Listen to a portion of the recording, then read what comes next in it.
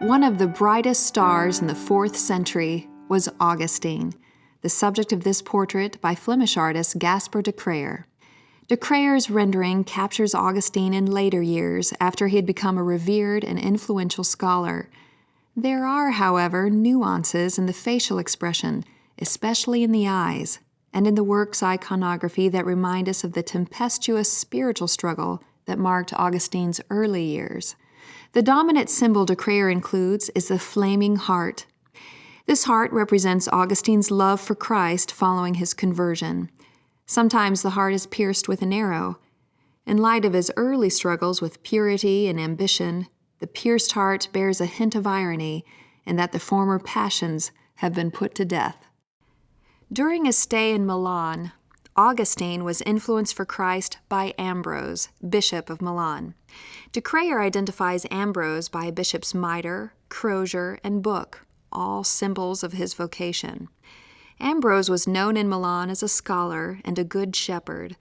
Augustine writes in his Confessions, "This man of God welcomed me as a father. As a result, I began to love him, not because of his teaching, but because of his warm, loving personality. I enjoyed hearing him preach, not in order to learn from what he said, but in order to admire and learn to imitate his eloquence. Indeed, I still despised the doctrines he taught. Yet by opening my heart to the sweetness of his speech, the truth of his teaching began to enter my soul, little by little." The Book of Romans, that moved Luther hundreds of years later, eventually brought peace of mind to Augustine as well. He writes, "Until then I had been puffed up with pride, insisting that I should understand truth before I believed it.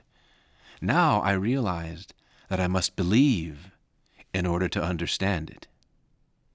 Augustine was baptized by Ambrose in 387, and soon after returned to North Africa, where he became Bishop of Hippo, ruling in that turbulent African diocese for 34 years until his death in 430.